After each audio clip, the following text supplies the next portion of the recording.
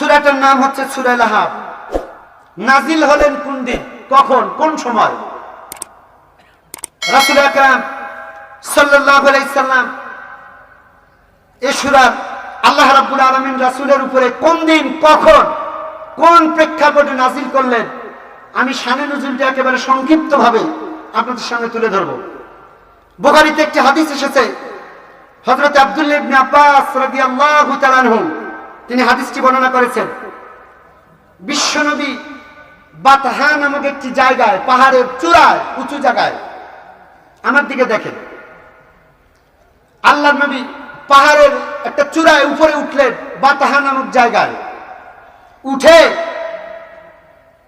ওয়াজ করতেছেন, ডাক দিচ্ছেন, ইয়া সাবাহা, ইয়া সাবাহা।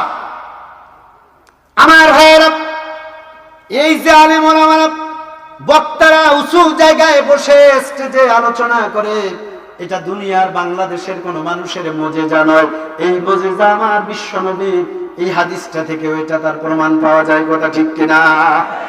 আল্লাহর নবী পাহাড়ের চূড়ায় উঠলেন, ডান হাত উঁচু করে চিৎকার করে বললেন, ইয়া বাতহা, ইয়া বাতহা।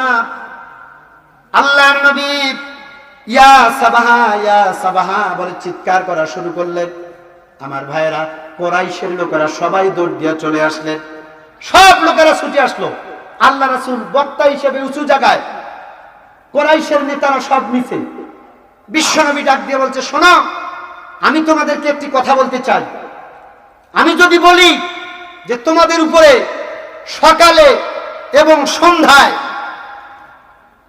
শত্রুর আক্রমণ আসবে, শত্রু তোমাদেরকে আক্রমণ করবে, এই কথাটা কি তোমরা বিশ্বাস করো? লোকেরা বললেন, ক্বালা নাম, হ্যাঁ আমরা বিশ্বাস করি। আল্লাহু আকবার বলেন। কাফেররা রাসূলকে রাসূল মানে না, কিন্তু বিশ্বনবী যখন বললেন সকাল সন্ধ্যা তোমাদের উপরে হিংস্র প্রাণীর আক্রমণ আসবে, আমি যদি এ কথা বলি তোমরা কি বিশ্বাস করো? তারা বলল, ক্বালা নাম, হ্যাঁ বিশ্বাস করি।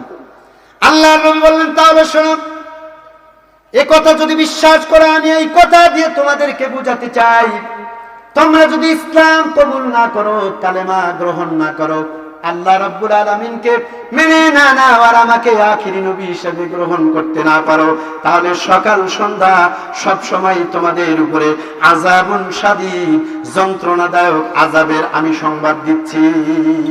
তোমাদের উপরে আযাব আসবে, গজব আসবে, এই সংবাদ আমি দিচ্ছি। আমার দিকে দেখেন, রাসূল যখন এই কথা বললেন, আমার ভাইয়েরা, কুরাইশের অনেকেই বিশ্বাস করলো না, রে এই কথাটা বলছে যখন হতেও পারে। কিন্তু বন্ধুগণ আমার,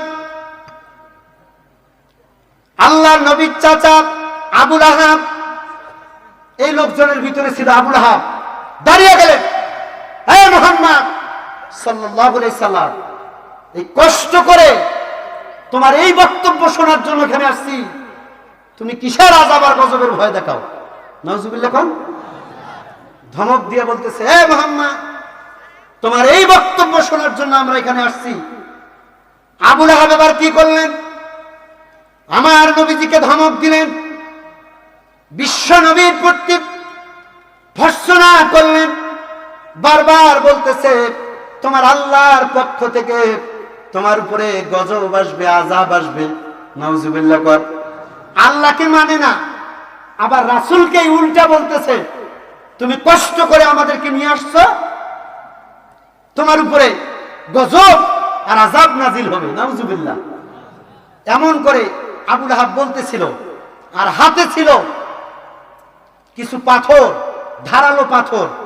আপনার আমার কলিজার টুকরা নবীকে সামনে রেখে আবু লাহাব এই ধারালো পাথরগুলো সেদিন আমার রাসূলের জান্নাতি চেহারার উপরে যখন নিক্ষেপ করলো, রাসূলের শরীর থেকে টপ টপ করে রক্ত বেরিয়ে আসলো। আল্লাহু আকবার, নাউযুবিল্লাহি মিন যালিক। আমার ভাইরা, রাসূল যখন কিছুটা ক্লান্ত হয়ে গেলেন, আল্লাহ রাব্বুল আলামিন জিবরাইল আমিনকে ডাক দিয়ে বলছে, জিবরাইল তাড়াতাড়ি করে চলে যাও, আমার রাসূলকে সান্ত্বনা দিয়ে দাও, মন যেন খারাপ না করে। আল্লাহ পাক সঙ্গে সঙ্গে আপনার আমার কলিজার টুকরা নবীজির উপরে এবার নাজিল করে দিলেন, তাব্বাত ইয়াদা আবি লাহাব ওয়া তাব আল্লাহু আকবার। আল্লাহ পাক বললেন, হে নবী, ওই বেটা আবু লাহাব আর ওর 2 হাত ধ্বংস হয়ে যাক। আল্লাহু আকবার কর। আল্লাহ রাসূলকে আল্লাহ পাক সান্ত্বনা দিলেন। মজার ব্যাপার, এখন মজা লাগবে। আল্লাহ আয়াতটা নাযিল করলেন, রাসূলকে পাথর মারা হলো। আমার নবীর অপরাধ কি? আমার রাসূল বলেছে কালেমা গ্রহণ করো, ইসলাম কবুল করো। এই অপরাধে রাসূলকে পাথর মারা হলো। জিজ্ঞেস করতে চাই, আমার নবী কি আছে? এখনো আছে? তো বললেন যে আছে। আমার রাসূল কি দুনিয়ায় আছে? নাই। রাসূল চলে গেছেন, তাই বলে সব চলে যায় নাই। বিশ্ব নবী চলে গেছে। আল ওয়ালামা ওয়ারাসাতুল আম্বিয়া, রাসূলের আত্মীয় স্বজন উত্তরসূরি আলেম ওলামারা দুনিয়ায় জ্যান্ত রেখে গেছে। কথা ঠিক কিনা? আল্লাহ রাব্বুল আলামিন আমার নবীর উপরে তাব্বাত ইয়াদা আবি লাহাব এই আয়াতটি নাযিল করে ইঙ্গিত করে জানাই দিলেন, কিয়ামত পর্যন্ত যারাই আলেম ওলামাদেরকে ইঙ্গিত করে হাত তুলতে যাবে, ওরা ডাইরেক্ট আবু লাহাবের মামাতো খালাতো ভাই। আওয়াজ তুলে কথা বলেন ঠিক কিনা? এই আয়াতটা আল্লাহ এমনি নাযিল করে নাই। অনেক মজা লাগবে, সামনে অনেক দামি কথা আছে। সারা জীবন তো নামাজত পড়লেন তাব্বাত ইয়াদা আবি লাহাব, কিন্তু এর ভিতরে কি আছে আমাদের জানার দরকার আছে না নাই? রাসূলকে পাথর মেরেছে, আজকে রাসূলের উত্তরসূরি আলেম ওলামা কোরআন ইসলাম রাসূলের আদর্শ নিয়ে ইসলাম বহির্ভূত কথা যখনই মুসলমান আলেমরা ঠেকাতে যায়, এক শ্রেণীর মানুষ কেউ পিস্তল ধরে, কেউ লাঠি ধরে, কেউ আগুনের মশাল নিয়ে মিছিল বের করে। মুসলমান বীর মুজাহিদের মতো এ যুবকেরা কথা বলে না কেন? কথা ঠিক কিনা?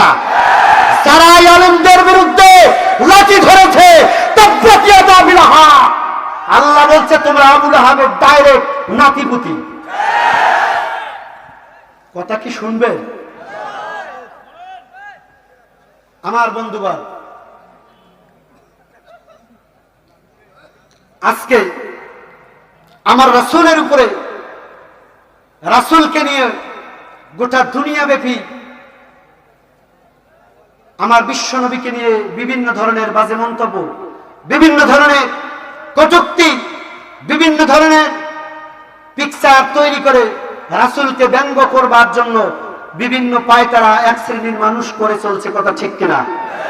আর আমরা তাদের বিরুদ্ধে কথা বললে এটাও আমাদের দোষ। আমার দেশে নামকা রাস্তে কিছু মুসলমান রাসূলকে তারা অপমান করলো, রাসূলের বিরুদ্ধে মাঠে ময়দানে যারা নামে তাদের বিরুদ্ধে একটু কথা বলার জন্য ময়দানে নামলে অনেক মানুষ আছে তাদের বুকের উপরে গুলিও চালায়।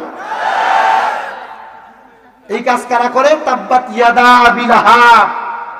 আল্লাহ 1500 বছর আগে ইন্ডিকেট করে জানাই দিয়েছে আবু লাহাব দুনিয়ায় থাকবে না, বিশ্বনবী দুনিয়ায় থাকবে না। বিশ্বনবী চলে যাবে, আলেম ওলামা থাকবে, আবু লাহাব আবু জাহেল থাকবে না। ওর নাতিপুতি কিয়ামত পর্যন্ত থাকবে। আছে না নাই? কষ্ট হচ্ছে আপনাদের? বিরক্ত হচ্ছে? প্রিয় বন্ধুগণ আমার, আল্লাহ রাব্বুল আলামিন আমার রাসূলের জীবনে কত ট্র্যাজেডি চলে গেছে একটু লক্ষ্য করুন। বিশ্বনবীর বাড়ির পাশেই ছিল আবু লাহাবের বাড়ি। আমার দিকে দেখেন, আল্লাহ নবীজির বাড়ির পাশেই আবু লাহাবের বাড়ি। আবু লাহাব টাকাওয়ালা মানুষ, ধনী মানুষ, বড় বাড়ি। আল্লাহ নবী দিনের বেলা দিনের দাওয়াতি কাজে বের হয়ে যান, বিকাল বেলা কিংবা সন্ধ্যাকালীন সময় আল্লাহর নবী যখন ঘরের ভিতরে ফিরে আসে, মাঝে মধ্যে এসে দেখেন আম্মা জান আয়েশা সিদ্দিকা রাদিয়াল্লাহু তাআলা আনহা, আম্মা জান আয়েশা সিদ্দিকার কপালে নোংরা, জামা কাপড়ে নোংরা, ময়লা, শরীরে আঘাতের চিহ্ন দেখা যায়। আল্লাহর নবী যদি জিজ্ঞেস করতো, আয়েশা রে তোমার জামা কাপড়ে ময়লা আবর্জনা কেন, তোমার শরীরে আঘাতের চিহ্ন দেখা যায় কেন? আম্মা জান আয়েশা সিদ্দিকা রাদিয়াল্লাহু তাআলা আনহা কোনো কথা বলতেন না। আল্লাহর নবীকে ঘরে নিয়ে আল্লাহর নবীর বিশ্রামের ব্যবস্থা করে দিতেন। কিন্তু একদিন আমার নবী, আপনার নবী, বিশ্ব নবী একদিন দিনী কাজে, দাওয়াতি কাজ শেষ করে বাড়িতে ফিরতেছেন।